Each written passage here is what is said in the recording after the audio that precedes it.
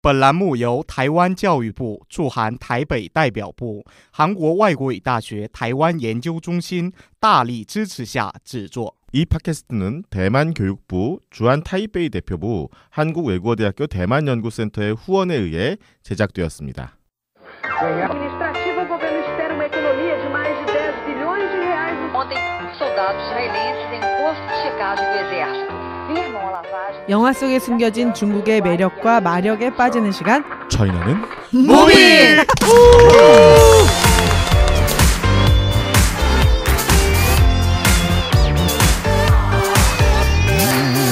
차이가 나네요. 네. 차이죠?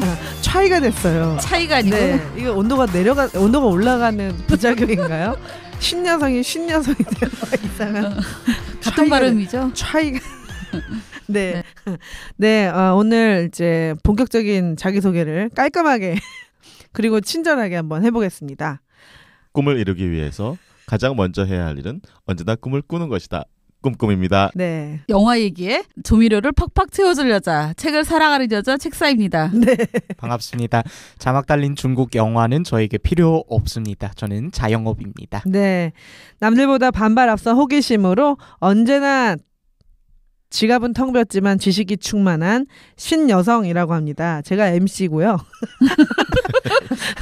제가 저기 다른 방송 업로드된 걸 들어보니까 이게 이제 좀 더 자기소개를 성의 없이 좀 해놓은 게 있어가지고 제가 진행자라는 걸 다시 한번 말씀드리겠습니다. 오늘은 대만연구센터, 한국외대 대만연구센터하고 대만 이제 대포부에서 지원받은 대만영화감독 시리즈입니다. 그 이어지는 이안 감독 있죠? 네. 새끼라는 대작에 이어서 오늘은 아주 독특한 코드라고 할 수 있는 좋은 소재지만 흔하지는 않은 소재를 지닌 두 영화를 선택했습니다. 어떤 영화죠? 결혼 필요연 브로크백 마운틴. 네, 네. 발음이 브록백 마운틴. 브록백 마운틴인데 아니 왜 이러세요 오늘? 갑자기 브록 같아요. 차이라고 하질 않나. 블록책 브록 같아요. 네네. 이게 실명이 아니어서 그죠? 저는 사실 브록백 마운틴을 실제 있는 산인 줄 알고 사실 찾아봤는데 가상의 산. 네네. 가상의 산이죠. 네. 이름이 브록백. 네. 네, 근데 마운틴은 이제 알잖아요 우리가. 그래서 근데 제가 항상 느끼는 게 이 영화를 만들거나 소설을 할 때 이게 진짜 있는 지명인가 이렇게 의심하게 되는 너무 리얼한 것들이 있잖아요. 여기도 그랬던 것 같아요. 진짜 저 산이 브로크백 마운틴인가 보다. 그래서 찾아봤는데 아닌 거죠. 이 두 영화를 먼저 설명을 하려면 저희가 왜 이 결혼 필요연하고 브로크백 마운틴 이 두 가지를 했는지를 설명하기 위해서는 이안 감독이라는 또 독특한 문화의 어떤 지형을 갖고 있는 감독의 이야기를 빼놓을 수가 없습니다. 지난번 새끼 때는 중국의 근현대사에 관련된 이야기를 했기 때문에 이안 감독 개인의 어떤 성장 배경, 감독으로서의 어떤 스펙트럼을 자세히 좀 설명을 못 드렸는데 오늘 이제 선택된 이 결혼 피로연 이 영화 같은 경우가 이안 감독을 좀 소개하는데 도움이 되고 이안을 조금 더 알리는데 더 많은 이해가 된 영화인 것 같아요. 그렇지 않습니까? 꿈꾸미님? 네. 리안 감독은 뭐 굉장히 잘 알려진 감독이죠. 그래서 뭡니까? 저 미국에서 활동하는 대만계 감독, 중국계 감독들이 여러 명 있잖아요. 예를 들면 서극 감독이라든지 혹은 웨인 왕이라는 감독 아시는지 모르겠어요. 조이러 클럽이라는 영화 만들었던 웨인 왕 감독도 있고요. 뭐 요새 좀 이제 활동이 뜸하시긴 합니다만 그다음에 이제 성룡 같은 경우도 할리우드에서 활동하는 중요한 중국계 감독이죠. 그 중에 이제 리안이 가장 대표적인 감독이다 이렇게 말할 수 있지 않을까 그런 생각이 드는데요. 리안은 1954년도에 태어났어요. 그러니까 벌써 환갑이 넘으셨죠 이미. 환갑이 뭡니까? 그죠? 환갑이 넘었죠. 환갑이 넘었고 이제 칠순 가까이 돼가고 있는데 1954년도에 대만의 그 가장 남부 지역에서 태어났습니다. 대만이 이렇게 이렇게 대만이 쭉 이렇게 돼 있잖아요, 지도가. 고구마 고구마처럼. 모양인가요? 저는 고구마. 고구마처럼 네. 보이던데. 네, 그 밑에 이렇게 꼬랑지처럼 이렇게 조금 나와 있는 데가 있는데 거기가 이제 빙동이라는 지역이거든요. 빙동, 대만의 빙동현이라는 지역이 있는데 거기서 태어났어요. 1954년도에. 그러니까 이제 전후 세대인 거죠. 그 2차 세계대전 이후에 태어난 세대인 것이고 그러다가 이제 그 미국으로 유학을 갑니다. 그래서 일리노이 대학교에 가서 이제 공부를 하고요. 또 이제 졸업하고 나서는 뉴욕 대학교 그 TC 예술대학, 뉴욕 대학교 TC 예술대학에서 또 영화를 이제 전공을 해요. 네, 영어는 좀 어려우신가 봐요. TC가 어렵네. TC. 네, 뭐라고 읽습니까? 그럼 TC를 TC라고 하는데 뭐 잘못했습니까? 티쉬. 아 이러다 또 티슈. TISSCH 티쉬. 네. 그래서 예술대학입니다. 그래서 여기서 영화를 이제 전공을 하고 그리고 이제 대만을 돌아오죠. 대만으로 돌아온 해가 이제 1991년도가 되겠습니다. 그러니까 이제 8 그때쯤 돌아오는 거죠. 맞나요? 나이가? 아 이른 나이에 돌아왔네요. 40 전에 돌아온 거지. 네. 그래가지고 돌아와가지고 처음으로 찍은 영화가 쿵푸 선생이라는 영화를 찍었어요. 쿵푸 선생. 원래 중국어 제목으로는 퇴소라는 제목이에요. 퇴소. 손을 이렇게 밀다. 더 밀다. 손을 밀다. 장풍 뭐 그런 뜻이지. 그렇지. 장풍 선생. 그래서 이제 쿵푸 선생이 그 데뷔작인데 우리나라에는 이 영화가 잘 알려져 있지는 않아요. 그런 것 같아요. 네.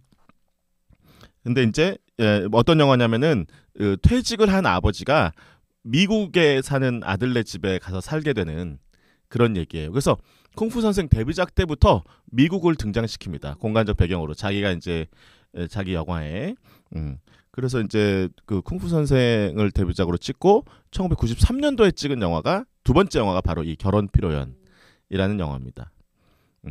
중국어로는 원래 제목은 저기 넉넉히 계신 분 이것 보세요. 자영업 시엔입니다. 시엔. 네, 시엔이라고 희연 기쁠 희자 잔치 연자. 그래서 시엔. 그런 희연이 뜻이구나. 결혼 필요연이랑 같은 뜻은 그 번역한 말이 결혼 필요연이에요. 우리로 그러니까 우리 그 네, 잔치국수 먹는 그런 자리 말씀하시는 거죠? 네, 그렇죠. 잔치국수가 나. 여긴 잔치국수가 나오더라고요. 네, 그래서 중국은 뭐 이 결혼 필요연이 아주 대단하죠. 네. 대단히 멋졌어요. 이 장면 속에. 희연이라는 한자가 붉은 천에 쓰여서 영화 곳곳에 나오는 걸로 제가 기억하는데 그 필요한 장면에서 노란색 수로 쓰여져가지고 제가 좀 사실 한자를 많이 아는 건 아닌데 희연이라고 네네. 이렇게 그 한자랑은 맞아요, 조금 다릅니다. 그건 이제 쌍희자고요. 그런가요? 쌍희자라는 건 뭐냐면 기쁠 희자를 너무 기쁘니까 네, 두 두 개를 배. 연이어서 쓰는 거예요. 뜻은 희자를, 같은데 네네, 뜻은 같습니다. 더 기쁜 거지. 두 네. 배로 더블 기쁨이지. 희는 똑같고 희자를 똑같은 글자를 음은 똑같고 네네네. 똑같습니다. 음은 글자가 똑같은 두 개를 겹쳤었다 두 개를 이거죠. 같이 쓰는 거예요. 와. 때려서 그냥 더 써가지고 1+1이죠. 꽃배기일까요? 난 이러려고 했더니. 네 이야기가 더 가면은 또 네 그래서 결혼 피로연은 제목은 명확하잖아요. 근데 사실은 평범하지 않은 결혼 피로연 그죠? 그렇죠. 이제 동성애자들의 문제를 다룬 거니까. 그래서 이제 이게 두 번째 영화고 세 번째 영화는 음식남녀. 너무 1994년도에 재밌죠. 이것도 굉장히 많이 센세이션한 반응을 불러일으켰죠. 우리나라에서도 많은 분들이 보셨고 역시 호텔 주방장에서 일하다가 퇴직한 아버지가 자녀들을 위해서 요리를 아주 근사하게 해주는 그런 이제 이야기들부터 시작되죠. 그러다가 나중에 이제 결말에서는 아버지가 그 딸들을 다 이제 뒤통수를 뻥 치는 그런 이야기가 있는데 그거는 이제 스포일러이기 때문에 네. 영화를 안 보신 분들을 위해서 직접 보시는 걸로 그렇게 하도록 하겠습니다. 그리고는 이게 이제 다시 미국으로 건너갑니다. 그래서 1995년도에 미국으로 건너가서 처음 찍은 영화가 센스빌리티. 아우 네. 명작이죠. 감동받았던. 네, 너무. 네. 그래서 이제 그 이후에는 주로 쭉 미국에서 활동을 계속 해오고 있고요. 뭐 아이스 스톰, 라이드 위드 데블, 2000년도에 와호 장룡, 그다음에 헐크, 브록백 마운튼 우리가 오늘 하려고 하는 우리가 또 지난번에 했던 새끼, 라이프 오브 파이 뭐 이런 영화들을 이제 주옥 같은 영화들을 정말 많이 주옥 찍었고, 예. 그래서 이제 완전히 미국 영화계 할리우드에 정착을 한 감독이라고 이제 얘기를 할 수 있고요. 아카데미 영화상 감독상도 받았고요. 브로크백 마운틴하고 라이프 오브 파이 가지고 네. 이제 아카데미 영화 감독상을 2번이나 받았죠. 또 와우 장룡은 아카데미 영화상 외국어 영화상을 네, 받았죠. 네. 뭐 수상 실적이 진짜 어마어마해요. 네. 네네네 많이 받았습니다. 네. 뭐 황금 사자상도 받고 금마장에서도 베니스 영화제에서 황금 사자상도 받고 그다음에 베를린 영화제에서 황금곰상도 받고 뭐 그래서 아주 뭐 이름이 많이 알려진 이제 그런 감독이고 영화 세계도 잘 인정을 받은 감독이죠. 근데 영화가 기본적으로 그렇게 어렵지 않아요. 그러니까 어려운 영화를 찍으려고 하는 분은 아니에요. 그래서 이제 본인 스스로도 얘기하는 걸 제가 직접 듣기도 했었는데요. 예술성과 상업성을 적절하게 결합시켜서 찍는 감독이라고 이제 평가할 수 있어요. 그러니까 대중성을 무시하지 않아요. 그러니까 대중이 잘 이해하고 잘 그 볼 수 있는 쉬운 영화를 찍지만 나름대로 뭔가 포인트가 있는 이야기들을 많이 발굴을 하려고 노력을 하죠. 예.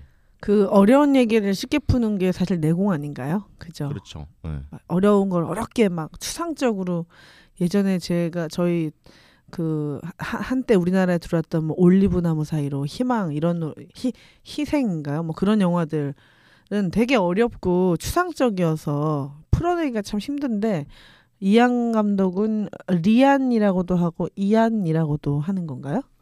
그러니까 중국어 발음은 리안, 네, 리안이고 우리나라 발음을 읽으면 이안이고 영어 발음을 읽으면 앙리 이렇게 되는 거고. 앙리. 갑자기 앙리. 오랜만에 예. 앙 선생님 생각나는. 앙 선생님 그 돌아가신 거 돌아가셨는데. 추모 패션쇼가 얼마 전에 열렸던데. 아, 그래요? 앙 얘기 나오니까. 앙 선생님 생각나네요. 네네. 앙자가 원래 좀 위대한가 보다. 우리도 갖다 붙일까? 네, 그래서 지금 저 꿍꾸미께서 설명하신 것처럼 이 이안 감독의 영화 주제가 굉장히 다양하잖아요. 우리나라 같은 경우는 이런 감독이 아직은 잘 모르겠는 게 이 이안 감독의 영화 소재들은 굉장히 섬세한 여성들의 일상과 사랑을 다룬 로맨스에서부터 뭐 가족, 그다음에 무협, 그다음에 사회적인 이제, 것도 있는 네, 거고. 사회적인 예. 것들도 건드리잖아요. 역사. 그러면서 풀어내는 방식은 언제나 인간의 감정이 굉장히 지난번 새끼 때도 제가 느낀 건데 오늘 다루게 되는 브록백 마운틴뿐만 아니라 이 안의 영화들에서는 인간의 감정이 굉장히 소중한 소재가 되고 감독이 이것을 하찮게 여기지 않는다라는 느낌의 여러 가지 장면들이 있거든요. 그러면 이제 오늘 들으신 것처럼 결혼 피로연과 그 이제 브록백 마운틴인데 그 결혼 피로연 같은 경우는 대만에서 이주해온 또 대만 제가 왜 말이 이렇게 꼬이나요? 네, 그 대만 출신의 엘리트 남성이 그거 미국에서 만난 백인 남성과 사랑을 하는데 결혼은 다른 이제 사람과 형식적으로 하려다가 또 어쩔 수 없이 아이를 갖게 되어서 이야기의 끝에 가면은 세 명이 같이 공존을 해야 되나 하는데 사실 저는 이 영화를 보면서 중국의 대만이랑 우리나라 이게 잔치라는 개념이 되게 좀 다른가 이런 생각이 좀 들었는데 축하하는 건 되게 비슷한 것 같은데 의식이나 어떤 그런 형식들이 더 복잡하고 크다는 느낌이 좀 들었어요. 우리도 좀 작진 않았는데 요즘에 많이 간소화됐잖아요. 근데 거기 보면 막 사람들이 홀을 막 가득 메우고 막 온방 피로 현장에 나오는 얘기하는 거죠. 네, 영화 이야기가 그래서 그런 건 볼거리인 것 같아요. 영화에서. 그래서 그때 영화를 보면서 이 영화가 뒤에 보면 저희가 문화를 잘 알려주겠지만 대만을 소개하는 거로도 좀 기여하지 않았나? 뭐 이 영화가 이 안의 의도이기도 한 것 같기도 하고요. 그래서 그렇죠. 사실 대만의 문화라고도 할 수 있는데 사실 대만의 문화가 곧 중화 문화이기도 하고 중국 대륙의 문화이기도 한데 보면 이 남자 주인공의 아버지가 대륙에서 건너오는 그러한 컨셉이거든요. 그래서 대만의 이 문화가 곧 이 중국의 문화라고도 할 수 있는데 여기 영화에서 나오는 이란 그 동양 문화와 서양 문화에 대한 비교는 제가 나중에 소상하게 좀 해보도록 하겠습니다.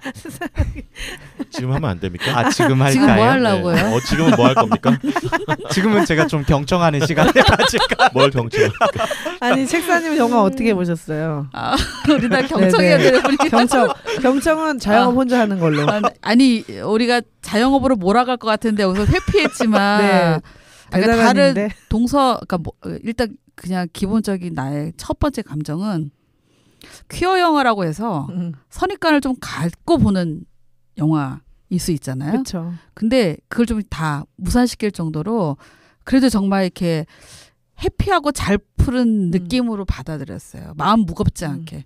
솔직히 다른 영화 하면은 좀 나 무거웠을 것 같은데 얘는 무겁지 않게 그래도 내가 이해하기 쉽게 정말 이해하기는 쉬웠다라는 생각이 결혼 필요연에 들었고 문화적인 거 지금 연동해서 저는 얘기하면 중간에 한 1시간 정도쯤에 그 결혼 필요 현장에서 진짜로 이한 감독이 나와서 한마디를 하세요.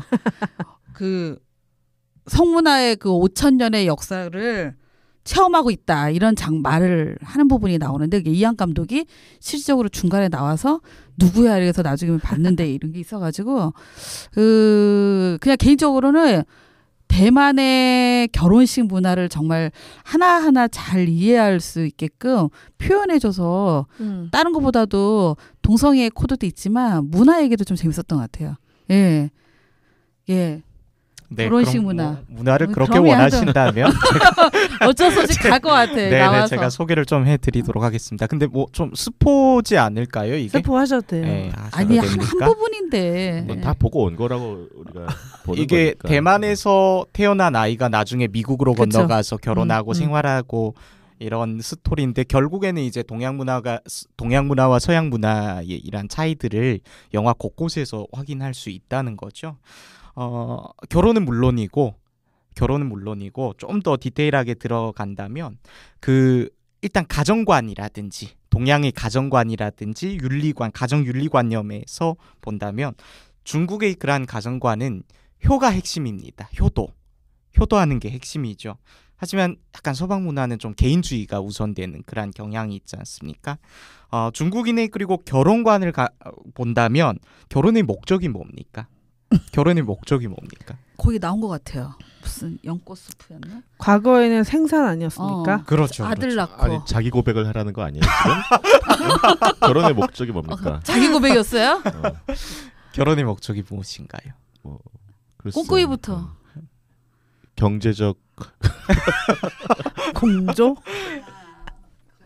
네네. 그러니까 이게 서양 같은 경우에는 이 결혼의 목적이 그 대상자 둘 사이에서 사랑을 나누는 거잖아요. 근데 동양을 본다면 그게 오랫동안 생산을 위한 그리고 뭔가 종가의 명맥을 잇고 대를 잇기 위한 혈통을 잇기 위한 그러한 목적이 있었고요. 또 그 결혼할 여자를 선택하는 거에 있어서도 서양이 만약 내가 진짜 사랑하고 좋아하는 여자를 선택하는 거라면 나랑 뭐 성격 차이도 안 나고 이렇게 잘 맞는 여자를 선택한다면 이 중국이나 이 동양 쪽에서는 어떤 걸 더 우선시하냐? 이 여자가 과연 시부모를 잘 모실 만한 여자인가? 아니면 뭐 부모에 대한 공경심이 있는가? 이런 것들을 그러니까 모든 게 효도 중심으로 돌아간다는 거죠. 그래서 그 중국의 그 맹자도 전에 이런 말을 했는데 불효유삼 무후유대라는 말을 했습니다. 부시ao 여산 우허 외다. 그러니까 사람이 자식으로서 불효의 행위에는 3가지가 있다. 근데 이 셋 중에서 자식이 없는 것이 가장 큰 불효다. 이런 말을 했는데 만약에 이 결혼 피로연 같은 영화에서 이 남자 주인공이 마지막에 이 아이를 지워버린다면 그게 결국엔 불효자식으로 되는 거잖아요. 그걸 굉장히 이게 중요시한다는 것도 있고. 그럼 여기서 나왔던 그 불효의 행위 3가지에 대해서 좀 더 소개를 드리자면 뭐가 있을까요? 이미 한 가지는 저희가 다 나왔죠. 경험한 후손을 잊지 못하는 것이고 나머지 2가지는 먼저 죽는 거. 먼저 죽는 부모보다 거는 먼저 죽는 거? 그건 없습니다. 어머. 예, 그건 아, 없습니다. 참척 그거 아닌가요? 참척은 자식이 부모보다 먼저. 그러니까 죽는 거. 불효의 3가지에 그게 안 들어간다고요? 네네, 그건 어머, 없습니다. 어머, 어머. 네네. 되게 이건 뭐 맹자 선생의 개인적인 개인주의잖아요. 예. 역시 맹 선생님 다 오시네. 맹 선생님 다 와요. 네. 어떻게 그게 없지? 제가 소개해드리겠습니다. 네. 첫 번째는 부모를 불의에 빠뜨리는 겁니다. 예. 부모를 어떠한 환난이나 불의 속에 빠뜨리는 거. 야, 자식으로서. 이건 좀 너무- 이 2번째는 부모가 연로하신데 자기 앞가림을 못하는 것이라고 합니다. 예. 그러니까 독립을 못한 거죠. 맞는데. 예. 그러니까 이렇게 너무- 3가지 불효가 있다고 너무 합니다. 가부장스러운 거 아닙니까? 아니, 그거는 제가 볼 때는 유대인의 방식에서 생각해 보면 자식이 올바르게 서도록 경제적인 것과 다르게 가르쳐야 될 부모의 의무가 더 단죄받아야 되는 것도. 아, 네. 부모가 너무 뻔뻔한 것 같아요. 역시 맹 선생님은 너무 네.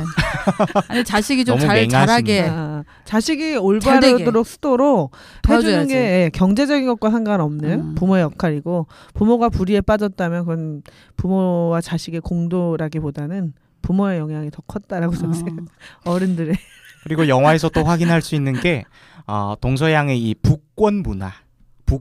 아비부자의 권세권자, 그렇죠, 바로 그거죠. 아버지의 아버지. 권위에 대한 인식도 차이가 맞아요. 있는데 이 중국이나 동양 같은 경우에는 집안의 가장으로서 그 가족을 다스리는 아버지의 권리를 굉장히 지고무상하게 이렇게 받드는 경우가 있잖아요. 무소불위한 그러한 위치에 있기도 하고 이건 어떻게 보면 중국의 오랫동안의 그러한 유교 사상의 잔재이기도 하고 수천 년 동안의 그러한 봉건 체제의 영향을 받았다고도 할 수 있죠. 영화에서 보면 이게 그 남자 주인공 웨이퉁인가요? 웨이퉁이 매일 아침마다 헬스를 다니잖아요. 근데 부모님이 이제 미국에 건너오고 난 뒤로 매일같이 아버지를 따라 아침 조깅을 나가잖아요. 헬스를 포기하고. 그러니까 거기에서도 뭔가 아버지를 이렇게 모시는 그러한 중국의 문화가 묻어나지 않았을까 하는 생각도 하고요. 가부장제. 가부장제. 가부장. 네네네. 가부장제. 가부장. 아주 뿌리 깊은 가부장. 네. 아버지가 또 군인 출신으로 나오잖아요. 그렇죠. 네. 네. 군사부일체. 우리를 오랫동안 짓눌렀던 그 남성 권력 중심의 그 이야기들. 물론 존중받을 수 있는데 문제는 이제 여성 어머니의 자리가 굉장히 희소하고 어머니의 권리나 목소리가 사실 잘 반영되진 않았는데 이한 감독이 뭐 그렇다고 해서 가부장이다라고 얘기하는 건 아니지만 이제 거기 소개된 우리가 속한 동아시아의 문화에서 이 아버지의 자리, 결혼이란 제도, 남성과 여성의 거리, 역할 이런 것들이 잘 드러난 영화죠. 우리나라 축제라는 영화에서도 관훈상제를 다루는 영화들은 많은데 항상 그런 자리에서 보면 우리가 굉장히 전통과 그런 관습 이런 걸 중요하게 여기는 그런 문화라는 거. 이 굉장히 우리랑 비슷한 느낌도 받으면서 네. 봤던 영화잖아요. 이거. 예. 맞죠. 우리는 대추인데 여기 뭐 연꽃 숲이었나? 뭐 또 다른 매체. 그러니까 중국의 예. 그 결혼 필요연이 한국이랑 좀 다르잖아요. 그거를 왜 그런 거예요? 그런 걸 좀 말씀해 주시면 더 좋을 것 같은데. 왜 한국은 완전히 서양식으로 결혼 문화가 바뀌어가지고 바뀌었죠. 예. 네. 가서 뭐 요즘에는 뭐 옛날에는 국수 먹고 그랬는데 요새는 국수도 안 먹고 뭐 요즘 갈비탕 뷔페. 먹고 뷔페. 갈비탕도 아니고 네. 뷔페 먹고 네. 오고 이랬잖아요. 그러니까 결혼 문화가 이제 전통 결혼 문화가 완전히 사라지고 한국은 사실은 서양식 결혼 문화가 이제 완전히 장악을 했는데 네. 중국은 현재도 지금도 그게 남아 있잖아요. 지금도 남아 있습니다. 네. 그리고 뭐 그 영화 속에서도 확인할 수 있듯이 이제 제가 한국에서도 결혼식을 이렇게 참여해 보고 그랬었는데 가장 좀 달랐던 게 음식을 먹을 때 테이블이 달랐습니다. 중국은 거의 보면 다 원탁이거든요. 삥 둘러 앉아 먹는 그런 원탁이었고, 근데 한국은 거의 다 사각 테이블이잖아요. 아니 네. 뷔페는 원형이에요. 뷔페는 원형인가요? 네, 그럴 수도 있죠. 겨울장마다 다릅니다. 그거는.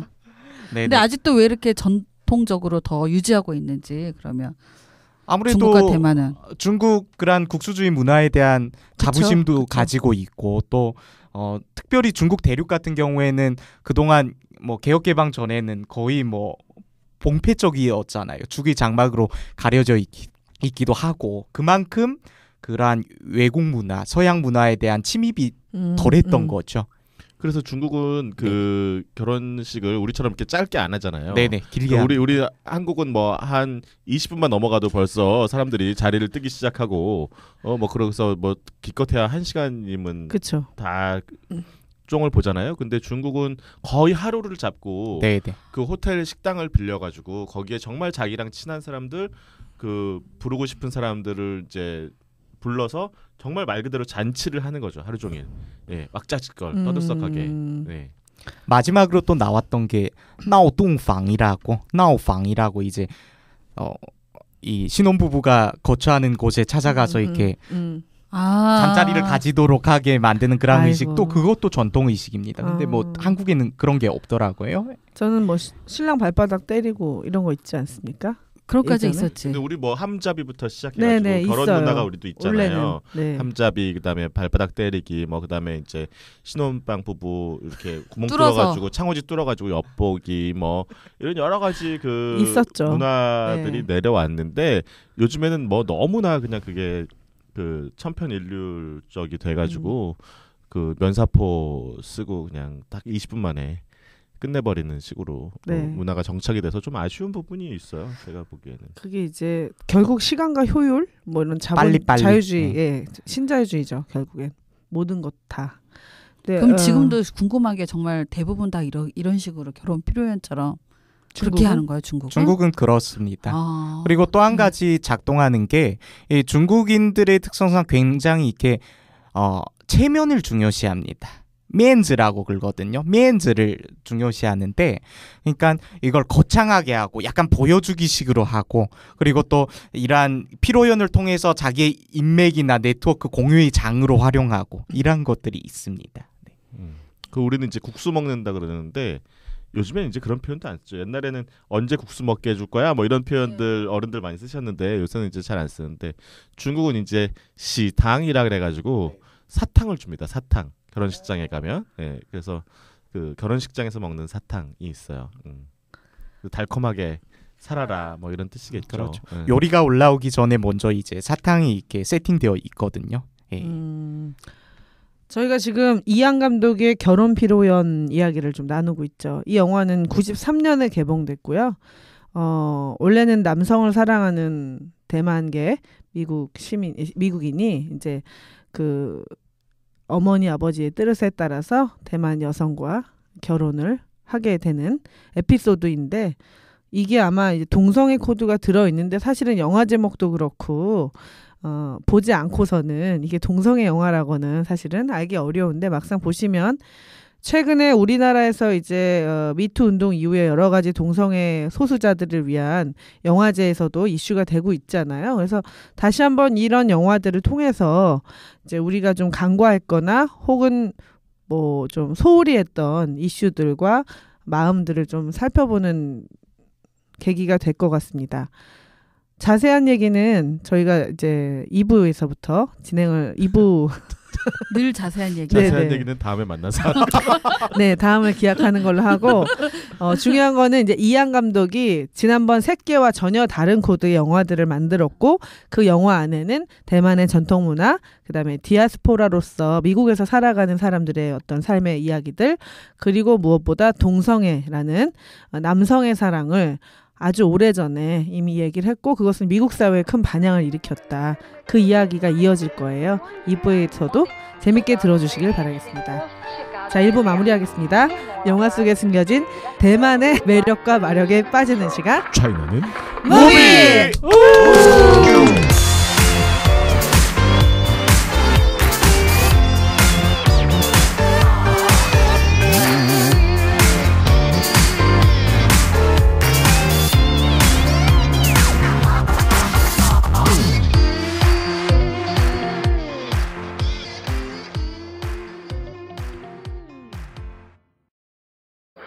Administrativo, o governo espera uma economia de mais de 10 bilhões de reais. Ontem, soldados israelenses em posto de checagem do exército firmam a lavagem. 영화 속에 숨겨진 중국의 매력과 마력에 빠지는 시간, 차이나는 무비!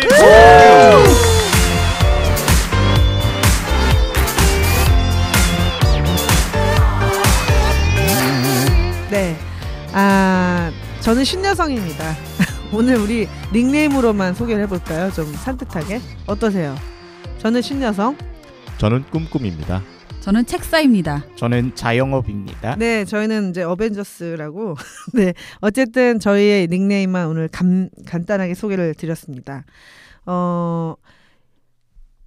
대만연구센터, 한국외대 대만연구센터와 그다음에 대만 대표부의 지원으로 사실 저희는 지금 대만 영화 감독들의 세계를 훑고 있어요. 지난 시간에 결혼필요연 그리고 이제 브록백 마운틴을 가지고 얘기를 하겠다고 말씀드렸고, 오늘 두 번째 시간으로 결혼필요연 1993년에 개봉했고요.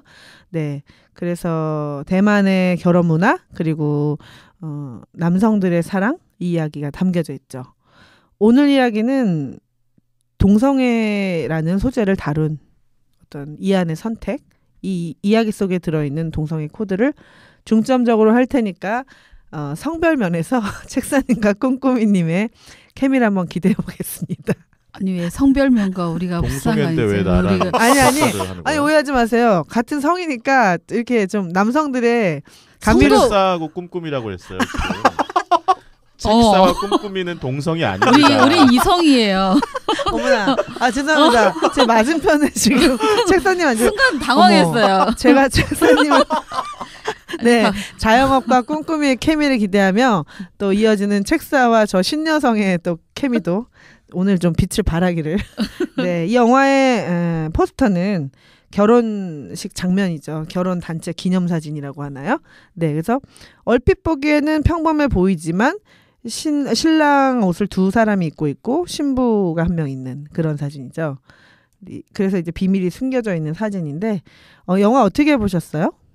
근데 이런 영화를 1993년도에 만들었다는 게 굉장히 좀 뭐랄까 센세이션? 앞서갔다 네. 이렇게 볼 수 있을 것 같아요. 그 당시만 해도 이런 문제들을 이렇게 꺼내서 얘기하기가 물론 큰일 이제 나죠. 미국 같은 경우는 뭐 네. 조금 앞서가 있을 수 있었겠지만 대만도 그렇고 우리나라도 그렇고 요 동성애 문제가 이렇게 표면적으로 드러난 게 얼마 안 되지 않았어요? 우리의 사회에서 이슈가 되기 시작한 게. 얼마 안 됐죠. 그렇죠. 이 당시는 헐리우드 극장인가요?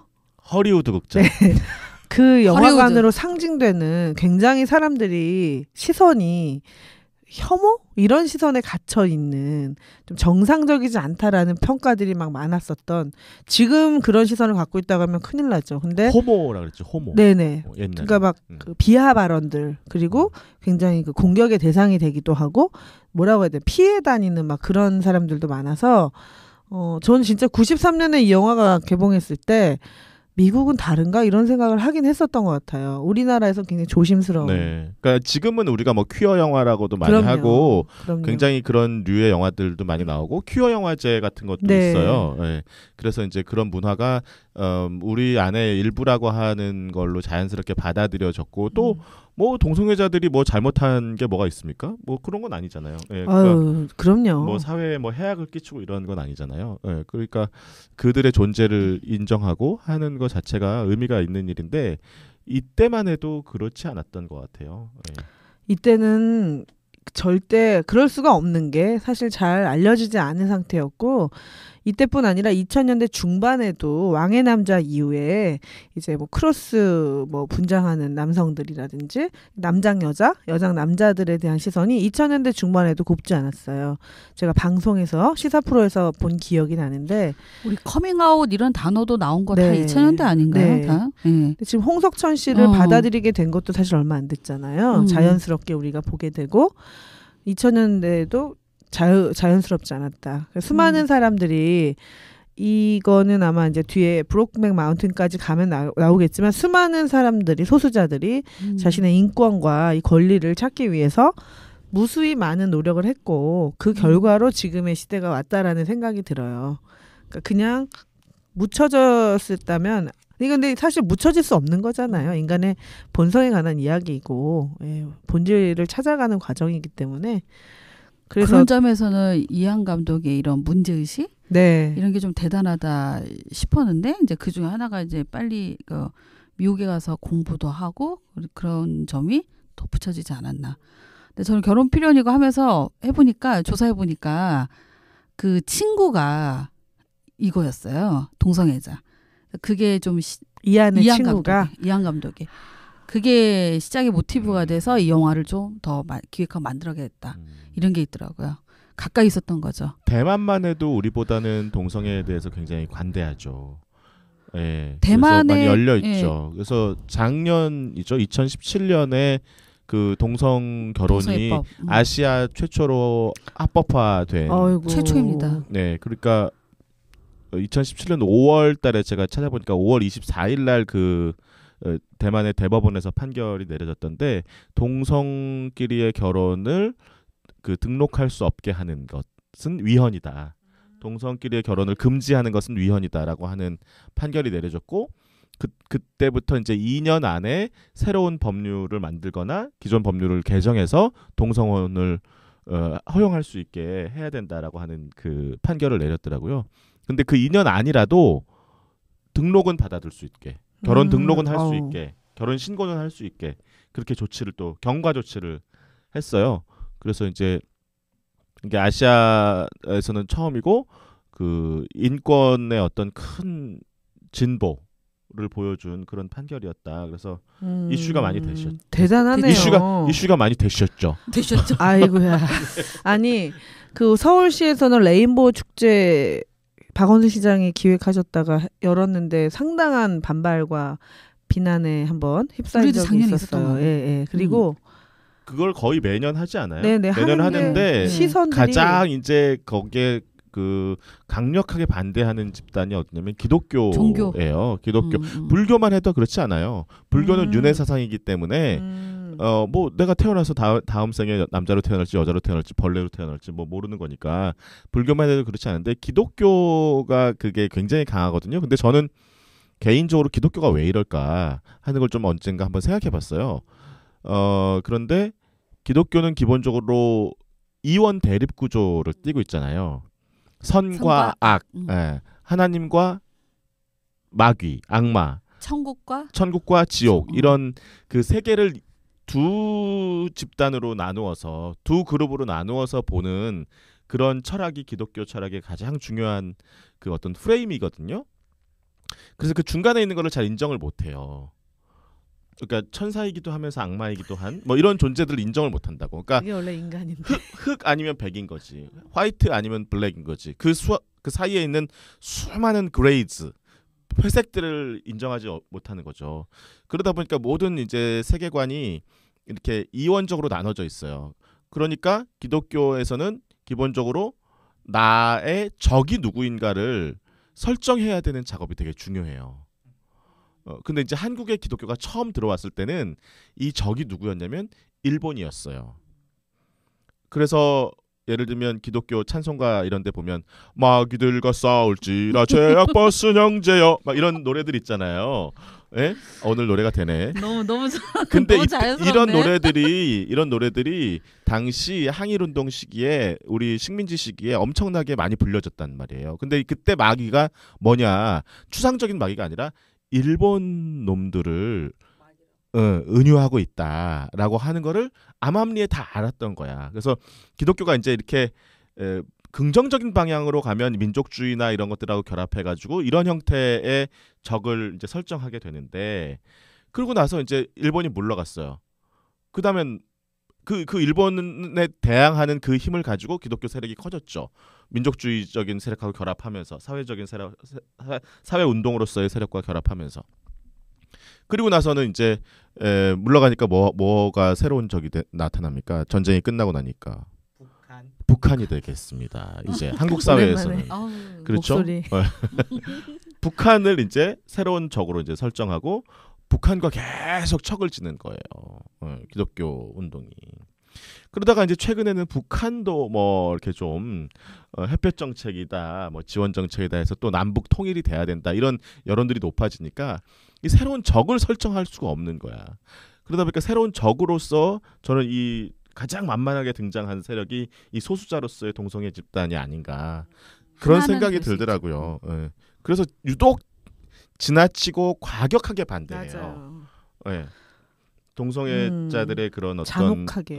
운동이나 이런 것들에 대해서 그걸 인권의 시각으로 보는 것이 아니고 굉장히 그 윤리적인 시각 혹은 종교적인 시각으로 이거를 이제 단죄하려고 하는 그런 경향이 굉장히 강해요. 예. 그래서 그런 게 오늘날 한국 기독교가 처해 있는 어떻게 보면은 그런 위치를 저는 역설적으로 보여준다고 생각해요. 기독교가 이런다고 잘 나가는 게 아니거든요. 오히려 더 인권에 관심을 갖고 가장 예수님이 이 21세기에 오시면 누구를 찾겠어요? 그 2000년 전에 예루살렘에서 창녀들과 거지들과 바리새인들과 이런 사람들과 사마리안들과 이런 사람들과 함께 했던 분인데 예수님이 21세기에 오면 다 마이너리티들을 찾을 거 아니에요. 다문화 가정 청소년들 뭐 그렇죠. 이주 여성들, 동성애자들 그다음에 군에서 의문사한 사람들 이런 사람들이 다 예수님의 친구가 아니겠어요? 그런데 이제 그런 부분이 너무 기독교가 좀 저는 좀 정신을 좀 차렸으면 좋겠다. 오늘 잘 되려면 네. 부흥의 믿습니까? 아멘. 믿습니까? 아멘. 네. 네. 이거 항의 들어오는 거 아니야? 아닙니다. 이거 사실은 지금 이제 미투 이후에 국내 페미니즘이나 젠더들의 활동들이 젠더 운동들이 많은데 이거는 이제 누구와 대결을 하고 대립하고 투쟁을 하기 위한 게 아니라 서로 존중하고 이해하고 공존하기 위한 인간 휴머니즘 운동이라고 생각했을 때 동성이냐 이성이냐는 사실은 인간적인 기준이고 사실은 그거보다는 좀 근본적인 조금 이해와 존중이 좀 필요할 것 같은데 이 영화는 제가 영화의 이야기를 들어가 보면 웨이퉁이죠. 웨이퉁이라는 주인공 남자 부동산 딜러인데 대만 출신이고 뉴욕에서 거주하는 굉장히 잘 나가는 남자인데 이 남자의 애인인 사이먼이라는 미국인이 굉장히 그 기존에 알던 미국인하고 다른 이미지잖아요. 여성스럽고 섬세하고 친절하고 막 그런 그 둘의 조화가 어떨까라고 생각했었는데 의외로 영화 안에서는 굉장히 친밀하고 자연스럽고 서로 되게 배려하는 모습이 되게 좀 인상적이었고 또 하나는 그런 두 사람을 바라보면서 형식적이었지만 결혼으로 얽혀든 이제 그 웨이웨이라는 여성의 어떤 시각이 예전 그 부모님과 좀 다르죠. 부모님들은 자기 아들이 동성애라는 것을 알고서 제가 왜 저렇게 비정상이 됐지? 뭐가 문제지? 내가 뭘 잘못했지? 막 이런 얘기 하잖아요. 아이를 낳으면 정상으로 돌아올까? 막 엄마의 막 독백이 나오는데 오히려 이 여성은 아빠가 둘인 건 어때요? 뭐 이런 얘기를 하면서 뒷부분에 아이는 낳을 테니 같이 키우는 건 어떠냐고 얘기하잖아요. 그래서 시선이 조금 열려 있다. 조금. 그리고 이제 동성애에 대해서 반대하는 사람들의 중요한 입장 중에 하나가 아까 우리 자영업이 얘기한 이세를 생산하지 못한다라는 거였잖아요. 결혼의 목적을 달성할 수 없다. 이런 얘기였는데 작년에 대만 대법원에서 이거를 그 합헌을 위헌 판결을 내리면서 무슨 얘기를 했냐면은 그 이성애자 부부도 아이를 낳지 않는 경우가 많다. 그런데 이성애자 부부가 아이를 낳지 않았다고 해서 우리가 비난하지 않는다. 비난할 수 없다. 사회적 비난을 그들에게 돌릴 수 없다. 선택일 수도 있고 뭐 여러 가지 상황에 따라서 그럴 수 있는 거니까 그렇기 때문에 단지 동성애자 부부가 아이를 가질 수 없다는 사실만으로 비난해서는 안 된다. 이런 판결을 내렸어요. 그러니까 판결문에 그런 대목이 있어요. 조사를 좀 했습니다, 제가. 되게 인권적이다. 뭐 기독교부터 시작해서 그러니까 대만 굉장히 헌법까지. 어떤 논리에 굉장히 중요한 부분이죠. 그러네요. 결혼의 목적이 무엇이고 사랑이란 무엇이고. 근데 이 결혼 필요에는 제목도 그렇고 이한 감독의 시선도 그렇고 제도에 대한 어떤 저항은 있는 것 같아요. 나 떠들었더니 피로해. 얼마 안 떠들었어요. 피로하다. 피로해서 피로연이야?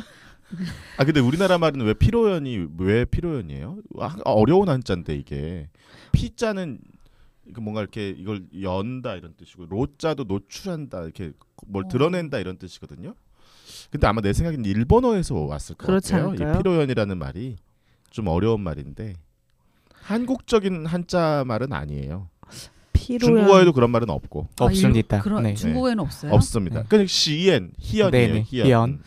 근데 일본어에서는 피로연이라 한 것 같아요. 일본 그러니까 일본에서 일본 온 거구나. 일본 말이 그냥 이식돼 가지고 어, 우리나라에 남은 것 같아요. 그대로 해석해갖고 남은 거네. 아주 필요하네. 아니 옛날에 이렇게 면사포를 안에다 이렇게 뒤집어 쓰고 있다 이걸 이렇게 뒤집어서 그 열어 젖혀줘서 필요한가 그런가 보다. 표현이 지금도 결혼을 앞둔 수많은 아름다운 신부들인데 열어 젖혀줬다 뒤집어 썼다는 이게 진짜 로자가 다 열다는 뜻이야. 70대나 하시는 표현들을 뒤집어 썼다니요. 무게가 얼마나 된다고. 아재 개그 이상이야. 나 필요해서 좀 쉬겠어요. 사실 이한 감독이 이러한 동성애에 대한 뭔가 옹호나 이 제도에 대한 저항도 다분히 있었지만 사실 중국 문화에서 이 동성애 문화가 굉장히 앞서갔습니다. 그래서 제가 중국에서 발생했던 동성애의 역사에 대해서 좀 소개를 드릴까 합니다. 굉장히 오래전부터 이 동성애의 흔적을 찾아볼 수가 있는데 그 송나라 때 태평광기라는 책이 이렇게 기록이 됩니다. 근데 여기에는 송나라 때의 일이 아닌 춘추 전국시대의 일이 기록됩니다. 춘추 전국시대면 기원 전이거든요. 주 전이거든요. 그때 이제 판장이라는 사람과 왕중시엔이란 두 남자가 이제 한눈에 눈이 맞아서 서로 이제 부부처럼 생활했다는 이러한 얘기가 기록되어 있었고 또 가다가 이제 청나라의 강희 황제 때 이제 거의록이라는 이제 역사 사적이 있었습니다. 여기에서는 여기서도 남자 2명이 이제 결혼해서 생육은 할 수 없잖아요. 그래서 의자를 하나 양자를 하나 입양했다. 그래서 그렇게 여생을 보냈다는 그러한 이야기가 기록되어 있고요. 근래에 와서는 청나라 말년 중화민국 초기 때 이제 중국에서 어떤 조직이 생기냐? 금란회라는 조직이 생깁니다. 찐란회, 금란회라는 조직이 생긴 무슨 조직이냐? 여성 동성애자들의 조직입니다. 20세기 때죠. 이름이 굉장히 란이 뭐야? 란자가? 그 화물란 할 때 그 란자입니다. 약간 여성을 상징하는. 네네네. 비밀스럽다는 얘기인가요? 금란회. 여성 동성애자들의 그러한 조직인데 이 조직에선 이렇게 여자 둘둘씩 짝을 맺어줍니다. 짝을 맺은 여자는 일단 남자들이 이 여자를 이렇게 시집 들일 수 없고요. 취할 수 없고 그리고 또 시집을 이미 간 여자라면 남자와 동침할 필요가 없다고 합니다. 그리고 죽은 후에도 이 여자 둘이서 이렇게 합장이 되고 또 자기가 이제 그 소유를 넘겨줄 만한 사람을 선택할 수 있다고 굉장히 앞선 제도였죠. 금란회라는 조직이 있었습니다. 거기 뭐 조직의 가입이 어려운 건가? 아니요, 가입은 쉬웠겠죠. 가입 어떻게? 가입 금란회 한번 알아봐 드려요. 이렇게 결혼한 여자는 또 결혼한 여자도 가입할 수 있고 열려 있네요. 열려 있고. 네네. 그렇게 따지면 결혼은 그냥 제도의 하나일 뿐이니까 이게 이렇게 동성애나 이런 거는 제도에 얽매이거나 그런 건 아니잖아요. 그냥 증명을 받기 위한 거지. 그러니까 결혼을 했고 안 했고는 사실 열려 있는 게 그 뒤에 브록백 마운틴에도 나오지만 결혼을 하고 나서도 이성애자와 결혼을 하고 나서도 이 동성애 사랑이 계속 이어지잖아요. 그런 걸 보면은 사랑이란 건 제도를 훨씬 뛰어넘는 제도보다 훨씬 근본적인 거죠. 근데 그 왜 단수라는 말도 있잖아요. 중국어에서는 동성애를 옛날에 뭐라고 표현했냐면 단수라고 표현해요. 단수. 단은 짤을 단자, 숫자는 소매 숫자거든요. 네네. 근데 이제 이게 어디서 나온 이야기냐면 한나라 때 애제라는 황제가 있었는데 이 황제가 동현이라고 하는 미소년을 굉장히 아꼈고 사랑했대요. 그래서 이제 친하게 지냈는데 그 항상 이제 옆에 이제 같이 지내고 옆에 뭐 벼슬도 주고 뭐 이렇게 지냈는데 어느 날 이제 오후에 그 같이 이제 잠이 들었어요. 낮잠을 자고 있었어요. 근데 애자가 이렇게 눈을 떠보니까 자기 이제 일 나가야 될 시간이거든. 일하러 가야 될 시간이야. 근데 이제 동현이 애제 이 황제의 그 소매 위에 이렇게 누워서 자고 있으니까 자기가 이렇게 소매를 이렇게 끄집어내면 얘가 깰까봐 자기 소매 옷을 이렇게 잘라가지고 잠에 깨지 않게 해서 그러고 이제 나갔다 그렇게 얘기를 하더라고요. 그래서 그런 이야기가 있어요. 그래서 이게 중국에서는 옛날에 단수를 동성애를 나타내는 말로 이렇게 요즘에 그 브록백 마운틴이 나온 이후에요. 이 영화가 나온 이후에 영어에서도 브록백이 동성애를 뜻하는 형용사가 됐대잖아요. 어머. 그런 브록백 메리지 뭐 이렇게 쓰기도 네네 하고. 그런 분석이 있는데요. 이 그 뭐죠? 영화 제목이 마운틴? 저기요. 브로크백, 네, 브로크백. 마운틴. 네, 여러분은 지금 중국식 영어, 리얼 영어를 듣고 계십니다. 이게 중국어 제목이 또안베이산이거든요. 담배산이에요. 담배산. 단 단을 담배 쓰는군요. 끊을 단자에 단자에 이게 등배자에 네. 그리고 산산자. 네. 근데 이게 또안베이가 또안비랑 이제 발음이 비슷하거든요. 그러니까 이 팔비자랑 발음이 비슷합니다. 그러니까 팔을 끊는다. 아까 팔을 말한 끊는다가 좀 전에 말한 거. 음. 네네네네. 단수. 딴쇼랑 네네네. 비슷한 거지. 소매자랑 또안슈가 또안비랑 이제 비슷하잖아요. 이게 소매를 새로운 끊는 거랑 중국어다. 이제 이 팔비를 끊는 거랑. 왜냐면 브로크가 단 끊다고 네네. 끊어졌다고 백은 배니까 빼이니까 네네. 그 음역을 그렇게 한 거지. 의역을 그렇게 한 거죠. 그래서 이제 그 황제는 20대 중반에 요절했죠. 요절합니다. 네. 요절하니까 동현이도 안타깝네. 이제 부귀영화를 누리다가 같이 스스로 목숨을 끊는 그런 이야기로 끝이 났습니다. 네.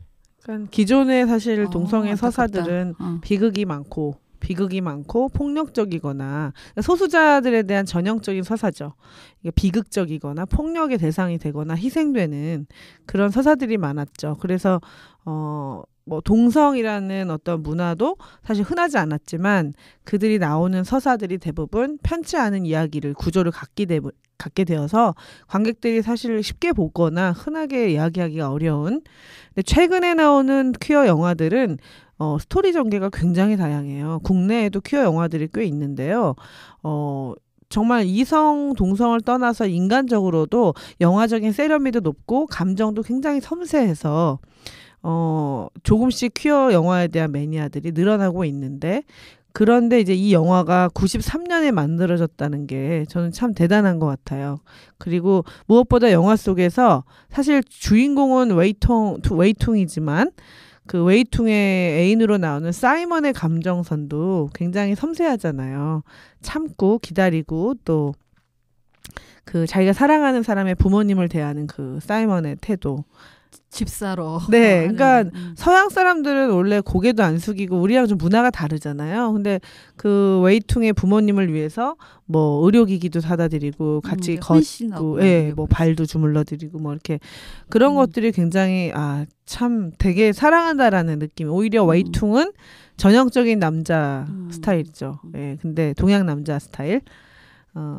아까 의료기기 말씀하셨는데 제가 문득 생각이 났습니다. 이 선물 문화에 있어서도 동서양의 차이가 있습니다. 사실 그 사이먼이 아버지께는 의료기기를 드리고 어머니께는 이제 팩을 드리잖아요. 근데 두 분 표정이 밝지가 않았거든요. 약간 화난 표정이었거든요. 자세히 보면. 그러니까 그게 중국에서는 뭔가 이 의료기기를 선물한다면 일단 당사자가 뭔가 병든 사람 병든 자, 아픈 사람 이렇게 취급이 되는 거잖아요. 그리고 이렇게 노화를 방지하는 팩을 준다는 것은 너는 늙었다는 그런 암유적인 그런 표현이기 때문에 당사자들은 좋아하지 않다는 거죠. 대신에 그 노부부가 그 미국으로 건너와서 이제 약혼녀한테 선물을 주죠. 뭐를 줍니까?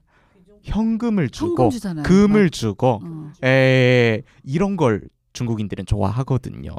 네네. 되게 그러니까 참 그 실용적인 거는 사실 마찬가지긴 한데 그 사이먼의 선물들은 굉장히 그죠? 우리는 되게 진심되다고 생각을 했는데 그렇죠. 영화를 자세히 보시면 표정이 어둡습니다. 문화를 몰랐던 거죠. 사실은 말이 안 통. 근데 사실 우리 생각하잖아요. 아니 내 아들이 백인 남성을 애인으로 뒀다는 것도 충격적인데 언어도 안 통하니 싸움이 붙어도 그 언어를 이해할 수 없는 부모의 심정 이런 걸 쭉 보여주다가 뒷부분에 반전이 있잖아요. 그 아버지가 영어를 이미 알고 있었잖아요. 네, 저는 그 장면도 네. 그게 반전. 네. 그게 참 반전이잖아요. 그래서 그 장면에서 아버지는 이 모든 걸 다 듣고 알고 있었지만 참고 서로를 위해 참고 넌 내 아들이야 또 그 와중에 현금을 주면서 사이먼한테 너도 내 아들이나 마찬가지야 이렇게 얘기하잖아요. 근데 따뜻하다기보다 약간 조금 낯설기도 하고 아버지 중심으로 이야기를 참 마무리를 하는 것 같아서 조금 저는 사실은 아버지가 다 알아듣고 있었다는 게 아버지로서는 참 좋은 아버지인데 관객으로서는 전 좀 마음이 조금 편치는 않았어요. 그 부분이. 오히려 더 가부장적인 거를 드러내는 굉장히 영화. 네네. 그리고 넌 내 아들이야. 그러니까 사이먼 입장에선 더 수치스러웠을 수도 있겠다. 부끄럽고 차라리 나 그래? 그럼 너 나하고 얘기 좀 해보자. 뭐 이렇게 했을 수도 있는 거를 얘를 끝까지 인정하지 않았다는 얘기잖아요. 그래서 오히려 회피하는 방법으로도 보일 수 있고. 네. 그래서 막 울고 차라리 울고 막 했던 엄마보다 이 아빠가 더 굉장히 단단한 변하지 않는 네가 뭘 해도 어떤 모습이어도 난 널 인정할 수 없어 라고 얘기하는 것 같아서 전 좀 그게 뒷부분이 약간 좀 아버지의 그런 발언이 아주 편안하진 않더라고요. 무섭게 느껴지죠 오히려. 네, 다 듣고 있었고 그 사이먼의 고통과 나는 다 알고 있었다 이거잖아요. 그런 절규를 다 느꼈을 텐데 다 그거를 다 듣고 다 알면서도 너는 내 아들이나 마찬가지야. 근데 아들이 무슨 의미일까? 그러니까 지금 보면은 그게 언밸런스 같긴 한데 90년대라는 상황을 또 아버지야. 우리가 보면 그 시대에 이런 게 다 섞여 있는 문화가 있었겠구나라고 나는 좀 한편으로 이해했던 것 같아요. 저는 영화를 여러 가지 보면서 문화. 마지막에 그 아버지가 사이먼을 인정했다고 저는 생각하거든요. 마지막에 보면 그 처음에 외회한테 건넸던 그게 뭐라고 그러죠? 네네 돈을 붉은 봉투. 네. 붉은 봉투를 사이먼한테 사이먼한테. 똑같이 건네거든요. 주긴 주죠. 그게 사실 그 돈은 며느리한테 주는 돈이거든요. 근데 표현을 너도 내 아들이야라고 얘기했잖아요. 저 그 대사가 좀 마음에 걸렸어요. 그러니까 주는 건 저 이해했거든요. 딸이야 이렇게 썼잖아요. 딸이야 그럼 더 이상한 거 아니에요? 그렇죠. 뭐 며느리야 이래도 좀 며느리야 이상하고. 이것도 이상하고. 넌 우리 가족이야 이랬으면 되는데. 그러니까 25년 뒤에 아들이야. 지금 만들었으면 이렇게 표현했었을 것 같은데 93년도 이 배경을 생각하면 아버지 이게 대단한 거지. 최선이지 않을까. 아버지 대단한 거지.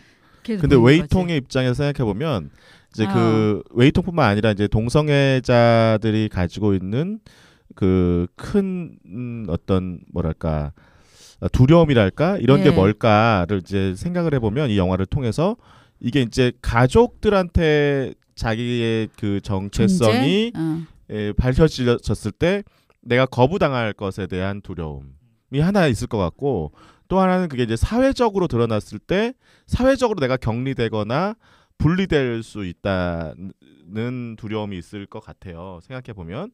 근데 이제 웨이통은 당연히 다행히 그 미국이라는 사회로 왔기 때문에 사회로부터 격리된다는 거는 그나마 좀 자유로워진 것 같아.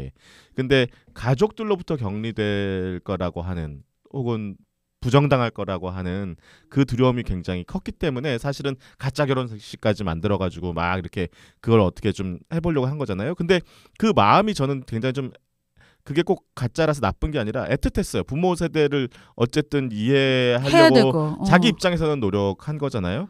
그런데 또 거꾸로 그거를 다 알게 된 아버지도 역으로 이 자기 아들들을 이해하려고 하는 그 모습을 보여줬잖아요. 어쨌든. 그래서 이게 사실은 동성애 문제가 우리가 이게 영화가 나온 지 25년이 지났지만 아마 지금도 여전히 그런 문제들이 있을 것 같은데 가족과 세대 간의 서로 인정과 이해와 인정, 승인 이런 것들이 굉장히 중요하지 않나 하는 생각이 들어요. 부모들이 뭐 예를 들면 내 자식이 동성애자다 그랬을 때 그걸 뭐 어떻게 하겠어? 그죠? 아니 부모들이 자식에 대해서 아무것도 자기가 제대로 할 수 있는 게 없잖아요. 성인이 된 이후에는 뭐 자식이 예를 들면 이민을 간다 그러면 이민을 가야 되는 거고 뭐 어떤 직업을 택하겠다 그러면 택하는 거고 독립적인 개체로 살아가는 거잖아요. 결국 자식들도 우리가 그랬던 것처럼 우리가 우리 부모님들한테 그랬던 것처럼 그렇기 때문에 그 정체성을 있는 그들의 모습으로 인정해주고 승인해주고 하는 것이 결국은 세대 간의 어떤 화해를 불러올 수 있는 중요한 과정이 아닌가 그런 생각도 드네요. 갑자기. 네, 그런 건 의미가 있는 것 같아요. 그런 의미에서는. 아, 필요해. 피로연이에요. 그래서 포스터를 자세히 보시면 그런 의미에서 사진은 이 영화의 포스터는 의미가 있다. 왜냐하면 신랑 둘이 다 턱시도를 입었고 신부는 이제 지금 전통과 현재의 어떤 타협점으로 신부 이 결혼이라는 제도를 선택했지만 어쨌든 그래서 이제 시대 차이는 무시할 수 없죠. 지금 세대들이 만약 이 영화를 보면 이제 아유 왜 저렇게까지 해 답답할 수도 있지만 그 당시로 돌아가 보면은 그 당시에 이렇게 커밍아웃을 한다거나 이런 행위는 거의 자살에 가까운 모든 사람으로부터 따돌림을 받게 되는 고립되는 것을 선택할 수밖에 없는 그런 시대에서 이런 영화를 했다라는 건 대단한 거죠. 그래서 지금 다시 보니까 이제 시대가 많이 바뀌고 많이 열려 있다는 생각이 들어요. 그래서 당시 아버지는 대단한 인정을 한 거지만 그죠. 그래서 말씀하신 것처럼 가장 중요한 게 인정받는 거잖아요. 있는 그대로를 인정해만 주면 되는데 그 인정이 어려워서 이런 수많은 폭력과 비하, 혐오가 발생하는 것 같아요. 네, 책사님 또 그게 보통은 동성애 이런 거면 그러니까 상황만 놓고 끝나는데 얘는 그 주변에 있는 가족으로서 한 3자로서 좀 어떻게 대해야 되는지 이런 부분에는 이제 좀 느낌을 준 것 같아요. 근데 그러면서 이 영화는 어둡지 않고 따뜻하고 좀 자연스럽게 갔던 거라 이 부분이 지금 되게 의미 있지 않나. 예. 네, 영화를 보시면 나중에 한번 보시면 네. 지금 책사님 말씀처럼 뭔가 이렇게 되게 찜찜함이 아니라 네. 따뜻하고 유머도 있으면서 또 네. 누군가를 좀 다르게 볼 수 있는 시선을 담아놓은 영화니까요. 빗대면 그런 것 같아요. 위안부 얘기를 I Can Speak처럼 네, 그렇게 했을 때 더 받아들이기가 더 쉬운 우리 가까운 이웃의 이야기. 네, 그렇게 네. 더 이렇게 다가왔습니다. 네, 이렇게 해서 이안 감독의 1993년작 결혼 피로연 이야기를 했고요. 오늘 저희는 지금 결혼 피로연과 브록백 마운튼 두 작품으로 이안 감독의 동성애 이야기들을 풀어가고 있습니다. 이 3부에서는 더 리얼하고 결혼 피로연보다 한 10년 이상 차이 나는 시기에 이안 감독이 만들었던 또 다른 동성애 영화를 다루도록 할게요. 자, 마무리하겠습니다. 저희는 지금 대만 대표부와 한국외대 대만연구센터 지원이라 이 의미를 살리기 위해서 대만을 좀 뒷부분에 살려보는 걸로 하겠습니다. 本栏目由台湾教育部驻韩台北代表部、韩国外国语大学台湾研究中心大力支持下制作。 이 팟캐스트는 대만 교육부, 주한 타이베이 대표부, 한국외국어대학교 대만연구센터의 후원에 의해 제작되었습니다. 영화 속에 숨겨진 대만의 매력과 마력에 빠지는 시간. 차이나는 무비! 오!